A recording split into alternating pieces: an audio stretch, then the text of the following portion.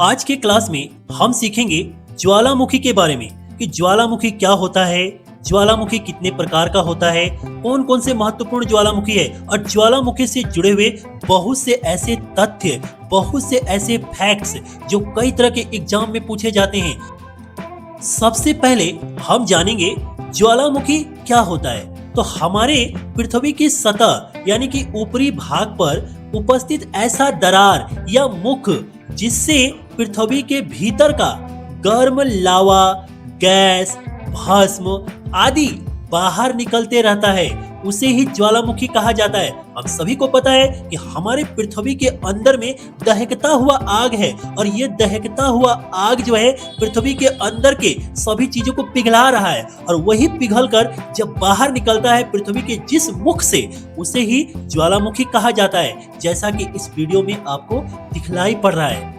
आगे हम देखेंगे ज्वालामुखी से जुड़ा हुआ एक बहुत ही महत्वपूर्ण शब्द क्रेटर। आखिर ये क्रेटर होता क्या है, समझिए। ज्वालामुखी का जो मुख होता है, अगर आप थोड़ा ध्यान से देखें तो ज्वालामुखी का यह मुंह आपको कप के आकार का नजर आ रहा है। तो ज्वालामुखी के इसी कप के आकार के मुख को क्रेटर कहा जाता है।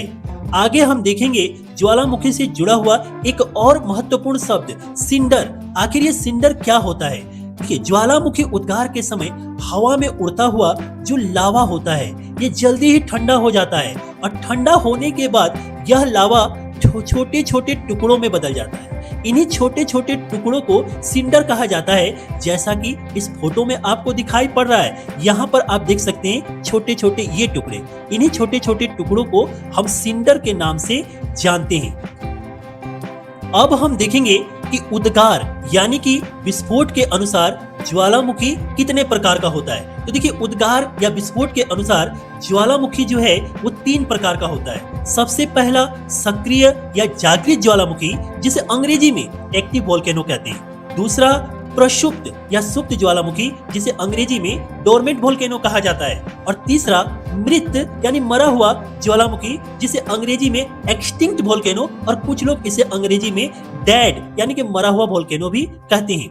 आइए अब इन प्रत्येक ज्वालामुखी के बारे में डिटेल्स में समझते हैं। सबसे पहले हम सीखेंगे सक्रिय या जागृत ज्वालामुखी, जिसे अंग्रेजी में एक्टिव वोल्केनो कहा जाता है, क्या होता है। देखिए, सक्रिय या जागृत ज्वालामुखी वे ज्वालामुखी होते हैं जिनका वर्तमान में फटने की आशंका यानी कि कभी भी इनमें विस्फोट हो सकता है, यह हमेशा बना रहता है। यानी कि इस तरह के ज्वालामुखी को अगर आप देखें तो इनसे गैस, धुआं, लावा हमेशा निकलते रहता है और इस तरह के ज्वालामुखी के आसपास आपको भूकंप जैसी घटनाएं जो है हमेशा देखने को मिलती है।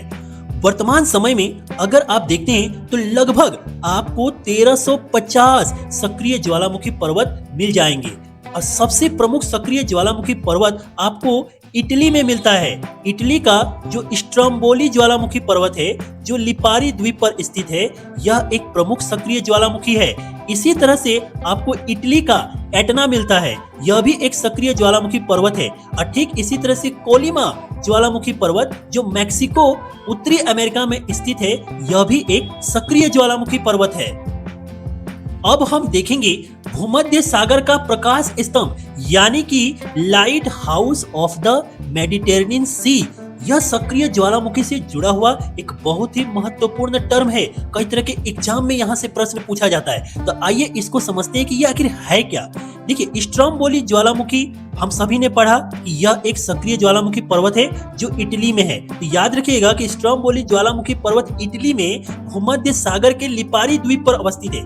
और यहाँ से क्या होता है कि हमेशा प्रज्वलित गैस यानी कि जलता हुआ गैस निकलते रहता है, जिसकी वजह से क्या होता है कि स्ट्रोम्बोली ज्वालामुखी यानी कि भूमध्य सागर में जिस जगह पर स्ट्रोम्बोली ज्वालामुखी उपस्थित है उसके आसपास के इलाका में हमेशा प्रकाश रहता है, या यूं कह सकते हैं कि उसका आसपास का इलाका हमेशा प्रकाशित रहता है। इसी कारण से स्ट्रोम्बोली ज्वालामुखी को भूमध्य सागर का प्रकाश स्तंभ यानी कि अंग्रेजी में जिसे हम lighthouse of the Mediterranean Sea कहते हैं, कहा जाता है। अब हम दूसरी प्रकार का ज्वालामुखी प्रसुप्त या सुप्त ज्वालामुखी, जिसे अंग्रेजी में डोरमेंट वोल्केनो कहते हैं, के बारे में पढ़ने वाले हैं। सबसे पहले तो यहाँ पर दो वर्ड को अगर आप समझ लेते हैं तो प्रसुप्त या सुप्त ज्वालामुखी को आप कभी नहीं भूलिएगा। देखिए, प्रसुप्त या सुप्त का मतलब होता है सोया हुआ, यानी कि ऐसा ज्वालामुखी पर्वत जो सोया हुआ है और कभी भी जग सकता है, उसे ही प्रसुप्त या सुप्त ज्वालामुखी कहा जाता है। इसके बारे में थोड़ा किताबी ज्ञान भी लीजिए कि ऐसा ज्वालामुखी पर्वत जो इतिहास में बहुत पहले फटे हो और अभी भी फटने की संभावना रखते हो, उन्हें ही प्रसुप्त या सुप्त ज्वालामुखी पर्वत कहा जाता है। इसके देखिए कुछ उदाहरण है, जैसे कि भूमध्य सागर का वेसुवियस ज्वालामुखी पर्वत, ये सोए हुए अवस्था में कभी भी फट सकता है। दूसरा आप देख सकते हैं क्राकाटोआ जो संडा जलडमरू मध्य में है। ठीक इसी तरह से फ्यूजियामा ज्वालामुखी जो कि जापान में स्थित है, सोए हुए अवस्था में है, कभी भी ये फट सकता है। इसी तरह से आपको फिलीपींस का मेयन ज्वालामुखी पर्वत मिलता है जो कभी भी फट सकता है। अब हम देखेंगे मृत ज्वालामुखी, जिसे अंग्रेजी में एक्सटिंक्ट वोल्केनो कहते हैं। आखिर होता क्या है? सबसे पहले तो जान लीजिए कि मृत ज्वालामुखी को ही कुछ लोग मरा हुआ ज्वालामुखी और अंग्रेजी में डेड वोल्केनो भी कहते हैं। अब ये ऐसा ज्वालामुखी होता है जिनके बारे में ये अनुमान लगाया जाता है कि ये फटेंगे नहीं। अब नहीं फटने के पीछे वैज्ञानिक इसका कारण बतलाते हैं कि इनके अंदर का जो लावा है, मैग्मा है, वो खत्म हो चुका है। जब लावा और मैग्मा ही खत्म हो गया है तो फटेगा तो निकलेगा क्या? कुछ भी नहीं। इसलिए इनको मृत यानी कि मरा हुआ मान लिया गया है। इस तरह के ज्वालामुखी के मुख्य उदाहरण आपको मिलता है किलिमंजारो जो कि तंजानिया अफ्रीका में है। ठीक इसी तरह से पोपा जो कि म्यांमार में है, चिम्बराजो जो दक्षिण अमेरिका में है। तो ये जितने भी ज्वालामुखी है, ये सभी ज्वालामुखी मरे हुए ज्वालामुखी है, यानी कि इनका फटने का कोई संभावना नहीं है। अब हम देखेंगे अग्निवलय यानी कि fire ring of the Pacific. ये ज्वालामुखी से जुड़ा हुआ आखिर कौन सा शब्द है, इसका क्या मतलब होता है, आइए हम समझते हैं। आपको पता होना चाहिए कि सबसे ज्यादा सक्रिय ज्वालामुखी आपको मिलता है प्रशांत महासागर के तटीय क्षेत्र में। तो प्रशांत महासागर के इस तटीय क्षेत्र में जहां आपको सबसे ज्यादा सक्रिय ज्वालामुखी मिलता है, यहां पर हमेशा ज्वालामुखी विस्फोट और भूकंप जैसी घटनाएं घटती रहती है। इसी कारण से प्रशांत महासागर के इस परिमेखला यानी कि इस एरिया को जहां पर सबसे ज्यादा सक्रिय ज्वालामुखी पर्वत है, उसे ही अग्निवलय और अंग्रेजी में fire ring of the Pacific के नाम से जाना जाता है। आगे हम देखेंगे ज्वालामुखी से जुड़ा हुआ एक शब्द गीजर। अब ये गीजर क्या है, इसको समझिए। कई स्थानों पर ऐसा होता है कि ज्वालामुखी के विस्फोट के समय ज्वालामुखी का जो मुख होता है, मुख से पानी जो है कुछ ऊंचाई तक निकलने लगता है, बिल्कुल एक फव्वारा की तरह। इसे ही हम गीजर के नाम से जानते हैं। इसका सबसे सुंदर उदाहरण आपको मिलता है यूएसए के येलो स्टोन पार्क में। तो यूएसए के येलो स्टोन पार्क में आपको ओल्ड फेथफुल गीजर नाम का एक ज्वालामुखी पर्वत मिलता है, जहां बिल्कुल फव्वारे की तरफ पानी निकलते ही रहता है। अब मैं आपको बतलाने वाला हूँ ज्वालामुखी से जुड़े हुए कुछ महत्वपूर्ण बातें। ये सारी बातें बहुत ही इंपॉर्टेंट है और कई तरह के एग्जाम में पूछा जाता है, इसलिए आप सभी से मैं रिक्वेस्ट करूंगा कि इसका एक स्क्रीनशॉट ले लीजिएगा। और जो स्क्रीनशॉट नहीं ले सकते हैं, एक कलम और कॉपी निकालकर इन सारी बातों को लिख लीजिएगा, क्योंकि कई तरह के एग्जाम में ये पूछा जाता है। तो सबसे पहली बात याद रखिएगा कि ऑस्ट्रेलिया महाद्वीप एक ऐसा महाद्वीप है जहां एक भी ज्वालामुखी पर्वत नहीं है। दूसरी सबसे बड़ी बात कि विश्व का सबसे ऊंचा ज्वालामुखी पर्वत कोटापैक्सी है, जो इक्वाडोर में है और इसकी ऊंचाई 19,613 फीट है।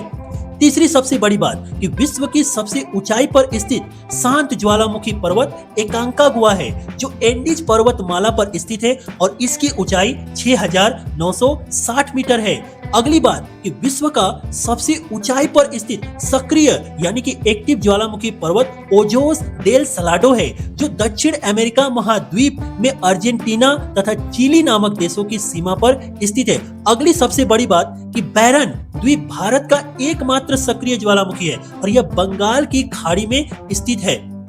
भारत में दो ही ज्वालामुखी पर्वत है, एक सक्रिय ज्वालामुखी पर्वत जो बैरन नाम से प्रसिद्ध है और यह बंगाल की खाड़ी में अंडमान और निकोबार द्वीप समूह में आपको मिल जाता है। दूसरा निष्क्रिय ज्वालामुखी है, यानी कि जो मरे हुए अवस्था में है, जिसका नाम नारकोंडम है और यह भी अंडमान और निकोबार द्वीप समूह में स्थित है। तो दोस्तों ये था हमारा आज का वीडियो ज्वालामुखी के ऊपर। अगर आपको वीडियो अच्छा लगा तो आप हमारे वीडियो को लाइक कर दीजिए, और अगर आप हमारे चैनल पर नए हैं तो इसी तरह के वीडियो के लिए आप हमारे चैनल को सब्सक्राइब कर लीजिए, और अपने राय विचार या किस टॉपिक पर आपको वीडियो चाहिए कमेंट में लिखकर बताइए। मिलेंगे दोस्तों अगले वीडियो में किसी नई टॉपिक के साथ, तब तक के लिए जय हिंद जय भारत।